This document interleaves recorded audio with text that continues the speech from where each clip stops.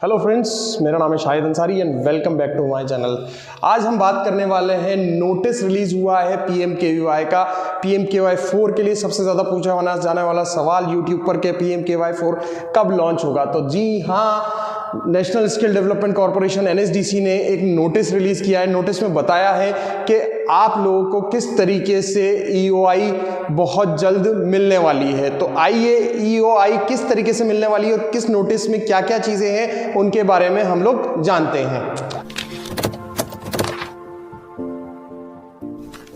First point की हम बात करते हैं तो फर्स्ट पॉइंट में बताया गया है कि ये जो नोटिस आया है कि ये जनरल नोटिस है और एडवांस में है, और इसमें ये बताया गया है कि आपका जो पीएमकेवाई का ईओआई है वो बहुत जल्द आ जाएगा। तो इसमें थोड़ा बहुत ये बताया है जैसा कि जो प्रधानमंत्री कौशल विकास योजना है वो एक फ्लैगशिप स्कीम है एनएसडीसी का। बात करते हैं सेकंड पॉइंट की तरफ। सेकंड पॉइंट में बताया गया है कि जो भी एक्सप्रेशन ऑफ इंटरेस्ट जो आने वाला है वो ऑनलाइन आने वाला है और उसका यूआरएल जो है वो बहुत जल्द हम लोगों को शेयर कर दिया जाएगा। तो पहले दो पॉइंट में यही लिखा हुआ है कि एक जनरल नोटिस है ऑर्गेनाइजेशन के लिए, उनके लिए जो भी पीएमकेवाई में काम करने के लिए इंटरेस्टेड है। सेकंड पॉइंट में है कि जो ईओआई है वो बहुत जल्द ऑनलाइन आएगा और उसका लिंक जो है वो बहुत जल्द हम लोगों को मिल जाएगा। तीसरी बात करते हैं, तीसरे पॉइंट में ये चीज लिखी हुई है कि जो टारगेट एलोकेशन उन कंपनीज को होगा जिनका सारा का सारा काम जो है प्लेसमेंट पर फोकस होगा, उनके खुद के प्रोमाइसेस होंगे, इंडस्ट्री एसोसिएशन ज्यादा होंगे। यानी तीसरा पॉइंट जो पूरा कहता है कि अगर आपके पास प्लेसमेंट आप करने का आप गारंटीड करते हैं इन्हें तो ही आपको टारगेट मिलेगा। और प्लेसमेंट का आप जानते हैं पहले से 70% था पीएमकेवाई 3 में, तो वो इस लाइन से, इस पॉइंट से ऐसा लगता है कि वो शायद क्राइटेरिया बढ़ सकता है, अभी कुछ कह नहीं सकते। तो तीनों पॉइंट्स ये दर्शाते हैं हमें कि जो भी पीएमकेवाई 4 का ईओआई है वो बहुत जल्द आने वाला है और उसका यूआरएल जो है वो बहुत जल्दी रिलीज कर दिया जाएगा। फोर्थ पॉइंट में लिखा हुआ है कि हम उन लोगों का भी अटेंशन लेते हैं जो स्कूल्स, कॉलेजेस और अदर एजुकेशनल इंस्टीट्यूट है और वो अपने प्राइमरीज में ये ट्रेनिंग करवा सकते हैं। तो ये नोटिस जो है उन लोगों के लिए भी है कि जो भी नॉर्म्स हैं उसके अकॉर्डिंग आप सेटअप कर ले और जब भी ईओआई आए तो उस टाइम पर इस चीज को लगा सकें।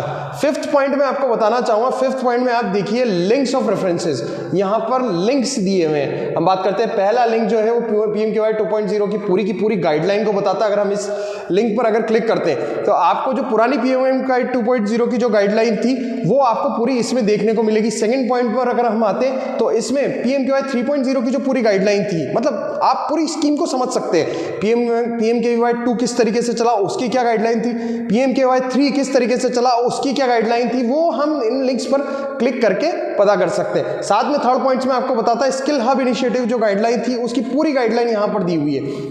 फोर्थ पॉइंट में हम देखते हैं कि एनएसक्यूएफ क्या चीज है, किस तरीके से कोर्स कैटेगराइजेशन होता है, कितना पैसा हमें मिल सकता है, कौन कौन सा कोर्स हम चलाते, नेशनल स्किल क्वालिफिकेशन फ्रेमवर्क क्या है, वो हमें पूरा का पूरा फोर्थ पॉइंट बताता है। फिफ्थ पॉइंट हमें बताता है कि क्या क्या जॉब रोल्स हैं, क्या क्या कोर्सेज हमारे पीएमकेवाई 4 में होने वाले हैं। बात करते हैं सिक्स्थ पॉइंट की। सिक्स्थ पॉइंट में एस्पिरेशनल डिस्ट्रिक्ट्स हमें बताइए। अगर आप लिस्ट पर जाएंगे तो पूरी जो भी एस्पिरेशनल डिस्ट्रिक्ट्स हैं उनकी एक लिस्ट आपको मिल जाएगी, उसमें आप देख सकते हैं अगर आप उस डिस्ट्रिक्ट में लाई करते हैं या नहीं करते हैं।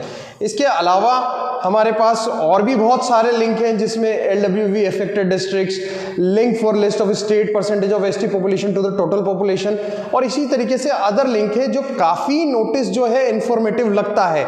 यानी कि अगर कोई नया है और वो इस स्कीम में पार्टिसिपेट करना चाहता है और उसको पीएमकेवाई 1, 2, 3 के बारे में कुछ नहीं पता, तो उसको कुछ नहीं करना है, उसको सिर्फ इन लिंक्स पर जाना है और एक एक लिंक पर क्लिक करके देखना है और पूरी की पूरी गाइडलाइन आपके सामने आ जाएगी। तो एक बहुत अच्छा नोटिस है ये एनएसडीसी की तरफ से, जहां हम बहुत ज्यादा इंफॉर्मेटिव ये एक नोटिस है जिसमें आपको पूरी की पूरी कंप्लीट इंफॉर्मेशन जो है वो मिल जाएगी और उसके बाद आप पीएमकेवाई 4 के लिए आप प्रिपेयर कर सकते हैं। इसके बाद हम देख सकते हैं कि नीचे जो है एक लिस्ट ऑफ डिस्ट्रिक्ट्स दी हुई है, जो इंडस्ट्रियल क्लस्टर्स जहां जहां है उनकी एक डिस्ट्रिक्ट्स दी हुई है। तो ये एनेक्चर 1 है। तो ये सारा का सारा नोटिस है पूरा जो हमें एनएसडीसी की तरफ से रिलीज हुआ है। मैं बस आपसे यही कहना चाहूँगा कि नोटिस में 3-4 पॉइंट तो मैंने आपको एक्सप्लेन कर दिए हैं। नोटिस पहले आने का क्या महत्व है ये मैं आपको समझाना चाहूँगा कि आज हमें ये ईओआई से रिलीज के पहले ही EOI जब रिलीज होता है तो हम एकदम से थोड़े से हो जाते हैं कि भाई कब किस तरीके से क्या होगा, सेटअप कैसे होगा, क्या क्या कॉस्ट आएगी, और बहुत कम टाइम मिलता है। एक EOI आता है, EOI आने के बाद ज़्यादा से ज़्यादा 1 महीना हम लोग को मिलता है और उसमें आप एक सेंटर सेटअप नहीं कर सकते, उसमें आप सारी प्रिपरेशन नहीं कर सकते। मैं आपको बताना चाहूंगा कि EOI रिलीज से पहले ये नोटिस आना सभी के लिए बहुत अच्छी बात है। नोटिस आपको यही चीज समझा रहा है कि EOI रिलीज होने वाला है। आप पुरानी गाइडलाइंस चेक कर लीजिए, पुरानी गाइडलाइंस के अकॉर्डिंग आप अपना सेंटर सेटअप कर सकते हैं। सेंटर सेटअप की पूरी गाइडलाइन जो है वो पूरा इस नोटिस में दिया हुआ है। और सबसे मेन बात जो है और सबसे अहम बात जो है वो है कि सेंटर सेटअप करने से ज़्यादा हम अपना सेंटर स्मार्ट एक्रीडिटेड करवा लें, क्योंकि ये सारी चीज़ें आप लोग जानते हैं कि PMKY 2-3 में उन्हीं लोगों को या उन्हीं ऑर्गेनाइजेशन को टारगेट्स मिले हैं जिनका सेंटर स्मार्ट एक्रीडिटेड था। तो ये जो प्री नोटिस आया है EOI रिलीज से पहले, ये हमें यही बताता है कि सेंटर सभी के पास है, बिल्डिंग सभी के पास है, इंफ्रा सभी के पास है, लैब सभी के पास है, लेकिन हमें अपना सेंटर अभी से स्मार्ट एक्रीडिटेड करवा लेना चाहिए।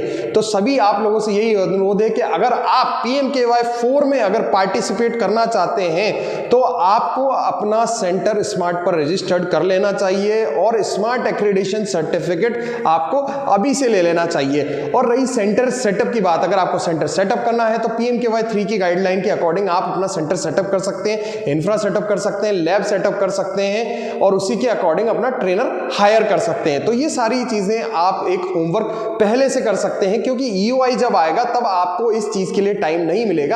मैक्स टू मैक्स मतलब अगर हम पुराने ट्रेंड्स देखें तो 15 से 20 दिन या 25 दिन या 1 महीना ज़्यादा से ज़्यादा इन चीज़ों को भरने में मिलता है। और उस टाइम पर आपके पास अगर स्मार्ट एक्रीडिटेड सेंटर नहीं हुआ तो आप उस EOI को भर नहीं पाएंगे। इसलिए आप सभी से यही अनुरोध है कि जिनका भी स्मार्ट एक्रीडिटेड सेंटर नहीं है तो वो प्लीज़ अपने सेंटर को स्मार्ट एक्रीडिटेड सबसे पहले करवाएं। अगर किसी का एक्रेडिशन एक्सपायर हो चुका है तो वो लोग भी जल्द से जल्द उस पर अप्लाई करके उसको एक्टिवेट करवाएं। तो यही सारी चीजें हैं कि भाई ये नोटिस एक प्री नोटिस आया, एक जनरल नोटिस है कि एक जनरल नोटिस है। इसमें बताया है कि आप सभी लोगों को जो भी ऑर्गेनाइजेशन PMKY 4 में पार्टिसिपेट करना चाह रही है तो उनको जल्द से जल्द तैयारी कर लेना चाहिए। स्मार्ट एक्रीडिटेड के साथ साथ हमें हमारे लेटर ऑफ इंटेंट्स पे भी फोकस करना चाहिए। लेटर ऑफ इंटेंट मींस हमने कितने प्लेसमेंट के टाई अप किए हुए हैं, जैसा कि नोटिस है और नोटिस हमें ये बताता है कि फोकस जो होगा वो इस बार गारंटीड प्लेसमेंट पर होगा, यानी उन्हीं ऑर्गेनाइजेशन को मौका दिया जाएगा जो बिल्कुल गारंटीड प्लेसमेंट देंगे। तो हमें इस चीज का होमवर्क कर लेना चाहिए। हमें क्या करना चाहिए कि हमारे जितने भी प्लेसमेंट टाई अप्स हैं उनको एक बार वापस से एक्टिव करना चाहिए, और प्लेसमेंट टाई अप्स नहीं है तो हमें जितने ज्यादा से ज्यादा हो सके प्लेसमेंट टाई अप्स करना चाहिए, ताकि आप PMKY 4 के टाइम पर एक अच्छा प्लान दे सके कि हम इतने बच्चों का प्लेसमेंट उसमें करवा सकते हैं। तो हमें अभी से ही प्लेसमेंट टाई अप करने पड़ेंगे, कंपनीज के साथ लेटर ऑफ इंटेंट साइन करने पड़ेंगे, हमें MOU साइन करने पड़ेंगे, तो सो डेट हम जब भी ये पूरा का पूरा RFP फाइल हो तो उसमें एज ए एक्सपीरियंस हम लोग उसमें शो करें। तो उससे हम लोग के जितने भी स्टार्स होते हैं वो बढ़ जाएंगे और आपको जो भी टारगेट एलोकेशन है वो उस बेस पर हो जाएगा। तो अभी जो हमने आज डिस्कस किया है वो 4 से 5 चीज़ें डिस्कस की है कि होमवर्क हमें क्या करना है। सबसे पहले हमें इंफ्रा सेटअप करना है, इंफ्रा सेटअप करने के बाद लैब सेटअप करना है, लैब सेटअप होने के बाद हमें हमारा सेंटर का स्मार्ट एक्रीडिटेड कराना है। स्मार्ट एक्रीडिटेड अगर हो जाता है तो आपको प्लेसमेंट टाई अप्स पे वर्क करना है।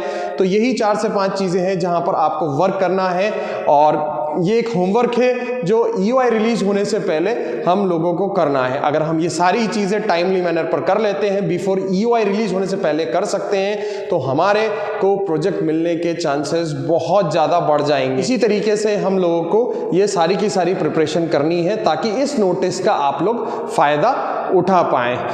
तो प्लीज़ अगर आपको वीडियो पसंद आया है तो प्लीज़ मेरे चैनल को सब्सक्राइब कीजिए, लाइक का बटन दबाइए, बेल आइकन का बटन दबाइए, जिससे आपको मेरे चैनल के लेटेस्ट नोटिफिकेशन मिलते रहे। Thank you so much guys for watching my channel. Thank you.